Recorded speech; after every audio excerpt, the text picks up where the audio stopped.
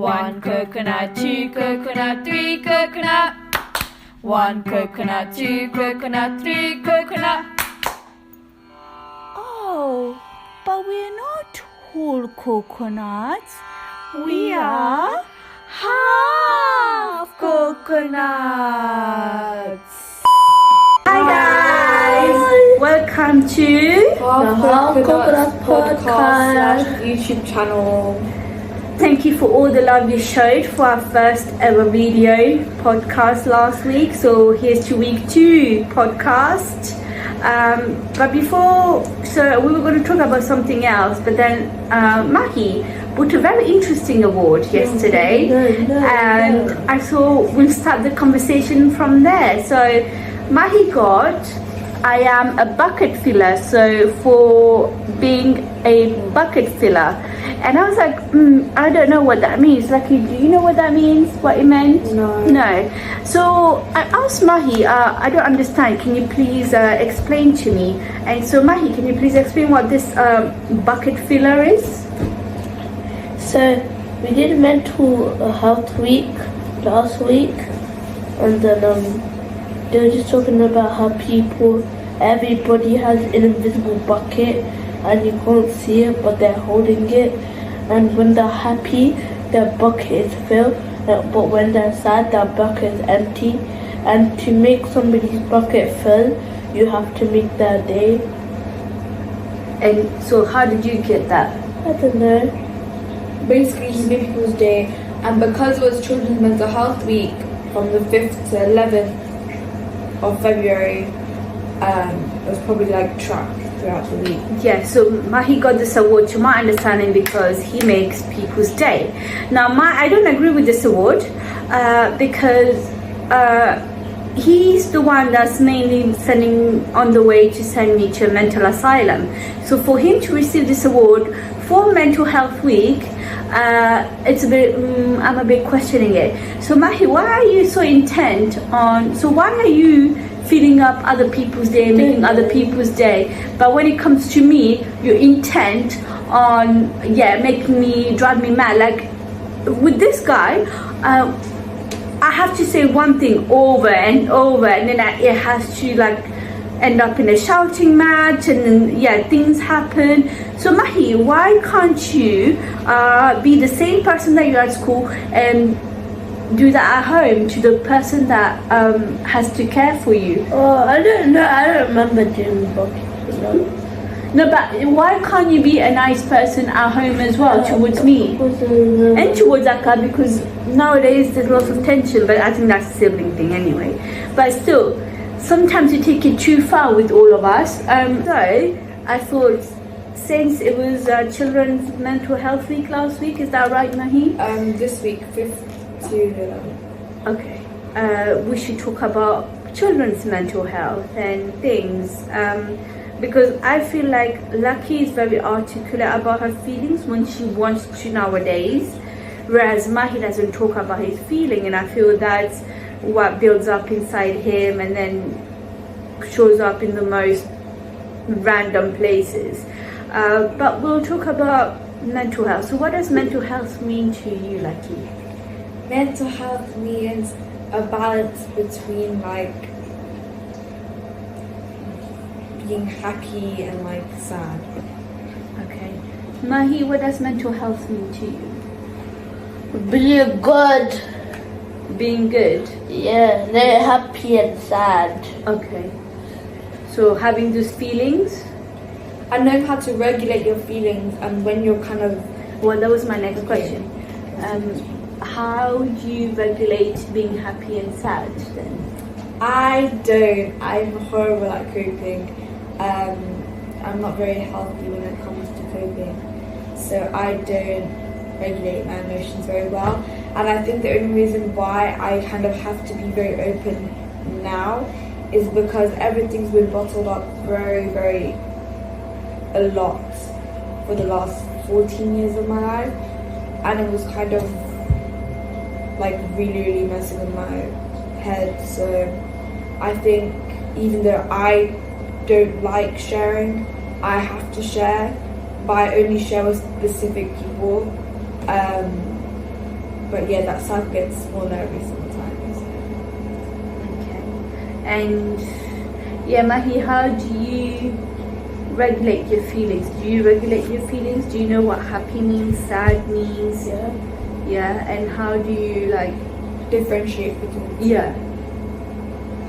When you're happy, you're smiling, when you're energetic, and when you're sad, you're either like tired, Yeah? lonely. Lonely, feeling lonely. Yeah. And you are able to, you think you're able to differentiate that? I do feel like everyone's mental kind of plays in with how they're brought up.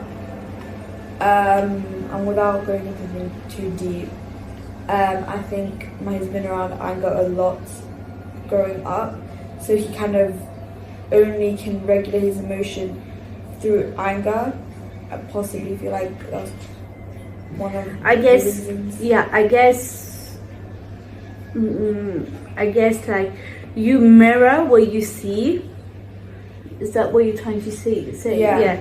You mirror what you see. So like, I'm not a good, like, I didn't open up a lot, and Mahi's like been around, yeah, well, all of us have been around quite a lot of anger, and so like, it, you know, so it's important that as adults as well, we need to like, and now that I'm learning this as I grow with the kids, to like show that it's okay to be sad, it's okay to talk about feelings. You know, it's important to control certain emotions, because that's what the kids pick up as well. So I feel like because I don't talk about my feelings, like he has learned that suppressing emotions. Yeah. Yeah. Yeah. But like, I felt that growing up, she was very open and everything. But I think things over the years, you know, as the kids grow, they go through lots of different things, and they learn to just, you know, as they become aware of the environment and what's happening around them, they kind of see how other people deal with their emotions and feeling, and they learn from it. Because when Laksha was growing up, she was so open, weren't she? Very open about your feelings and everything. But when the teenage years hit, I think that's when the real switch turned off.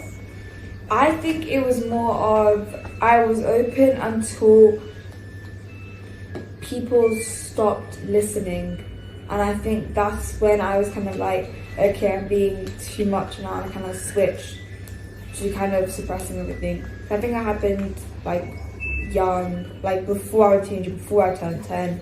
I kind of realized, yeah, maybe I shouldn't start like pouring my heart out, because it never led me to anything good, opening up. So yeah, I stand by that analogy still.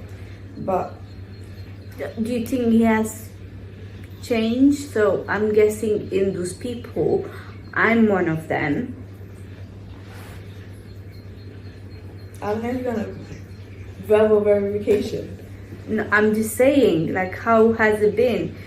Because the past year especially has been really tough, and we've been through a lot. So I think I always thrive when I'm in difficult situations, because I've always been in difficult situations, so I'm more comfortable being uncomfortable.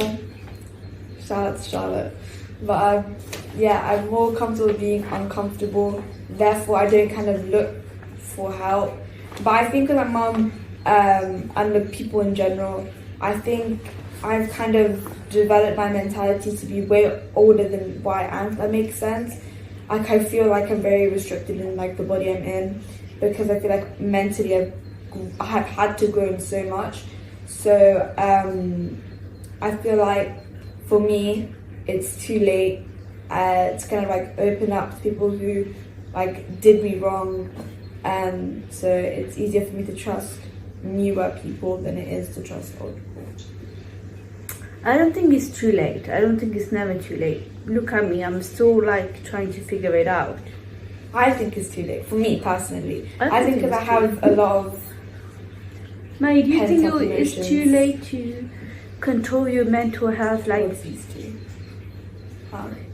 you think it's too late to control your emotions and being open? No, it's never too late.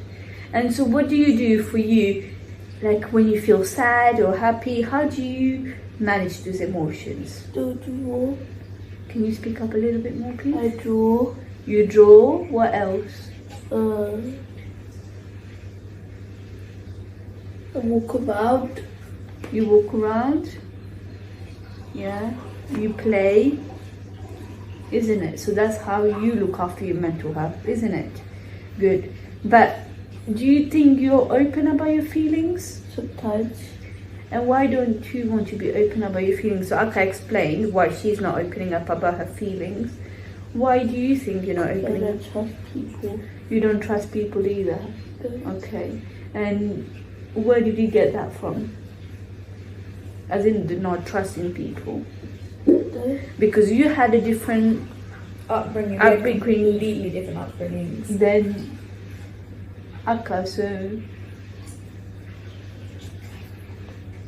I don't know. you don't know. So when you say you don't trust people, is it like authority people or families and things? Or just people in general? Or just people in general. People in general. But you don't know why you stop trusting them. Okay. But you have a good, like, you know how to deal with your emotions. So you draw, that's how you look after your mental health, right? Yeah. You draw, you play. Good, okay. And like, how do you manage your emotion, your mental health?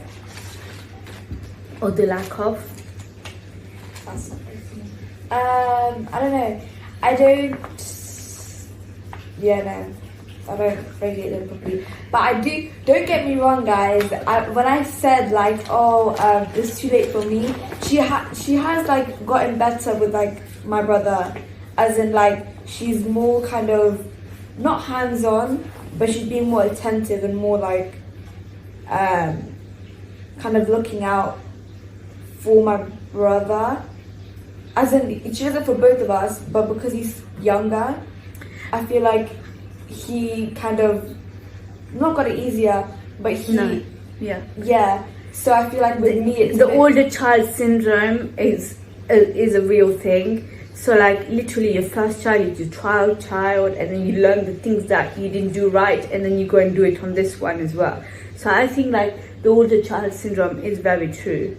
Yeah, like I know she's like trying to get better, but I've always said she's trying to get better for Mahi, because I know you didn't agree with that, but I always thought she was getting better for Mahi, because for me and my mentality and my kind of mental frame and everything, I just cannot forgive people, and therefore I don't think like her energy, like what she tries to put into me, I don't think is very like useful, if that makes sense. Like I don't think whatever she does will change anything for me. So I think it's better if she uses all like her energy onto him and like kind of rekindling that. But that's your perspective, because I feel like I'm learning every day, especially for you, because I have to be strong for you. So I feel like I have to do things for you, as in like to make myself better for you. Yeah. Like I go to parenting courses, and that's because I want to be better for Lucky. So things like that. Don't get me wrong, she is a good parent. It's just, I think it's not too late. It's never too late. I don't think it's ever too late to be better or to learn to control your emotions. Oh God. But yeah, she genuinely is trying, guys. I'm not getting that twisted. She genuinely is trying with both of us. I can see that she's being kind of more open. Like before, it would be like she would never say sorry, she'd never apologize for anything. And of course, we all have our flaws. Like I have my flaws, my husband, before she all has our flaws. So I'm not just like attacking her. But before she'd never say sorry. But now I do feel like she's kind of getting there. Listening more to you. Yeah, listening. But yeah, she is trying, guys. Like before, I used to be very good at like dismissing feelings, but now I feel like after going through everything, that it's good to, not good, you have to listen to your children, even if you don't agree with them. You have to listen to their perspective because they're going through it as well. So it's important to have that as well. But yeah, I feel I feel like you deal with you have some coping strategies. What coping strategies? Like when you're feeling really low, like you know you're not feeling well, so you can't. Like you don't hang around with us, so you go and calm yourself down before coming down to us. I think I feel that more now. Yeah, because I think before, whenever I used to be really like overstimulated and whatever, I would still kind of try to act like everything was okay, and I think that kind of got to me. And like they don't understand kind of what's going through my head sometimes.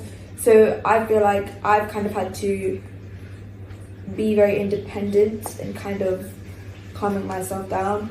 So what I'll do, like when I find this, I guess is coping, but what I do when I'm really, really like going through it, I won't be with them. I would kind of just be in my room, like text my friends, like, yeah, because they give me some sort of like, I don't know, grounding almost, because like I've been with some of my friends like years, so they've kind of been there as I've gone through the worst years of my life. So I think it's easier for me to kind of, yeah, I'm rambling, so because it's silent. Yeah. No, but I feel like you're being more and more open. It takes you days to be open and to come to talk to me, but I think you're doing it more and more now. Yeah, because I have to. Yeah, but you never did that, so I think that's growth. I think that's a good coping strategy, that you are, isolating yourself, and then when you're ready, you talk openly about how you felt. I think that's a good coping strategy, and then you also like do journaling or scrapbooking. I see you sometimes writing things, and yeah. That is just, okay.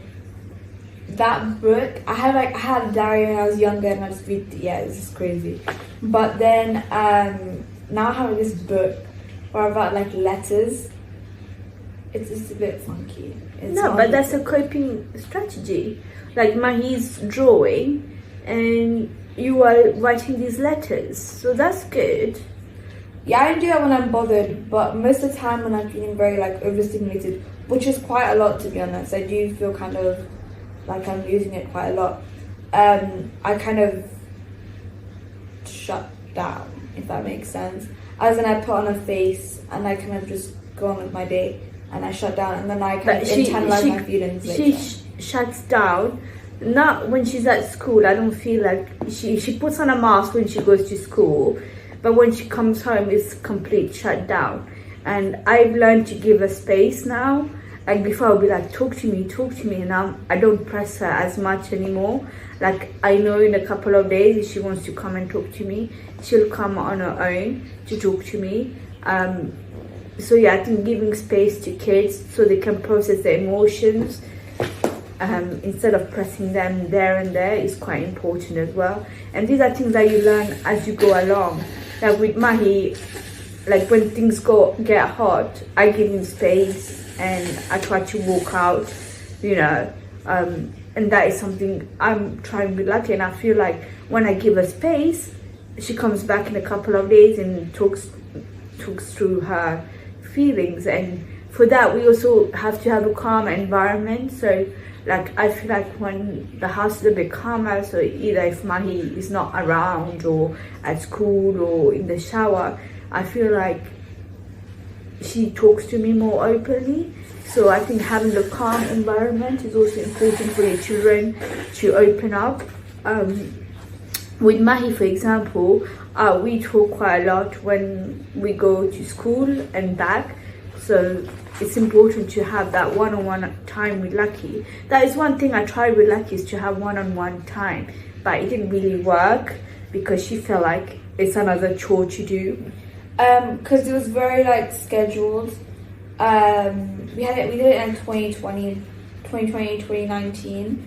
I remember, and it felt very scheduled. Like it was like an hour, do your thing, together, and it just felt really, really weird. I mean, It's a good thing that you bought me time, because you have that a lot nowadays, don't you? Do you think you have quite a lot of me time without us interfering in? I think I have to have a lot of me time to kind of exist now.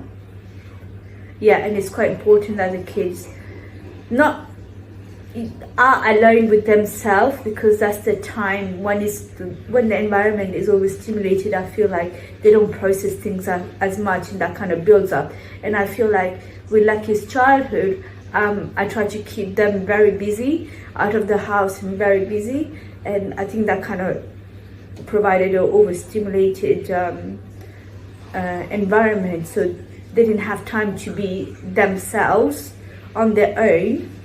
And yeah, I think that's what bottled up all those feelings, I feel like now. I feel like she does a good point. I think during my childhood, when we used to go out a lot, it provided more of a distraction than coping, and therefore it's kind of led me to always look for distractions rather than cope with everything. So I do kind of now still, I'm kind of still distracting myself all the time, and I have to kind of be like, no, try to cope. Because now, since COVID happened, things slowed down so much for us. Like, you wouldn't believe the stuff, all the classes we used to do before that, isn't it? And that was just me thinking, okay, if I keep them busy out of the house, they won't have to face certain things within the house. And it was kind of my way of running away from what was happening. But yeah, I feel like since COVID happened, again, things slowed down, and so Lucky has now come face to face with the emotions. Yeah, I think with my classes, I'm very grateful for all my classes that I had, but I think I kind of grinded so much in my younger years because I knew I would kind of be burnt out. So like when I reached year 8, I was done. Like I didn't want to do anything. I was burnt out. I was completely done because I was doing so much all the time, and I think I'm very grateful for my younger self for doing that, because now I have all the skills that I need and I don't have to like add on to that, if that makes sense. Yeah, children are all different. Really do try to listen to like signs, not signs, that sounds a bit weird, but kind of do try to be there for your kids. But of course, every situation, every family, every parent, every like dilemma is different. So do what works for you. This isn't just what's worked for us and what we've been through. Yeah, what we're going through as well. I think mental health is something that is an ongoing journey, you know. So we just have to be there for each other, give space for each other, and try to understand what the other person goes through. And that is done through communication. And unfortunately, in Asian families, we don't talk about feelings. Yeah, but now we are trying to reinvent the wheel, and it takes time. Yeah, I was gonna say, I do think now all 4 of us are very open. I think everybody has grown since the pandemic hit. Yeah, and I think, from everyone's like upbringing or whatever, we've all as individuals grown so and we much. are still growing. Yeah, and I think it's very good that we've grown. Yeah. I think even if we hate each other sometimes, this is really tough to tell on my dad, but I think I'm very proud of them for kind of growth, especially with those 2. Those 2, me and Maggie, or you and Daddy? Okay. I think I'm especially proud of my dad the most. Yeah, for kind of growing so much. Yeah, what do you think about your whole kind of insight on mental health and us as a family? Yeah. I think my mom is very emotional. Yeah. I think she's been very more open, more with her feelings, and kind of more like emotion based now. Do you think that's kind of been better than how she used to be, or is it kind of like better, G. Okay, so Mahi would like to he will make a more stable environment for his family Yeah, by loving my wife. by loving his wife, Yeah. and then he will give them less studying. Okay, and more I'm gonna treats use this against for you. no reason. Yeah, and more treats for no reason. Yeah, Yeah. because they'll get Yeah. awards every day. Oh, they will get rewards every day. But isn't that putting Okay. pressure on them? No, they'll get awards every day, yeah? But isn't that putting pressure on them? no, Because it's then not, they have they're to gonna achieve. they're gonna be the most So why perfect would they in the get world. reward? Oh, see, that's Pressure. that's pressure. See, you can't have perfect children. They're going to have unfortunately. depression when they grow up. Yeah, you can't. So there you see. That's okay. Anyways, so he's gonna reward his children for no reason. Is that what you're saying? For no reason, yeah. No, Oh, so they have to do something every day for you to reward them. no, not every day. You just said reward every day. You did. So what would They're you? gonna They're get- gonna be the They're gonna perfect get children awards every day, Awards every day. but I'll give them once a week. Once a week. Okay. 10 out of 10 parenting right now. Okay. And he wants perfect children, so that's great.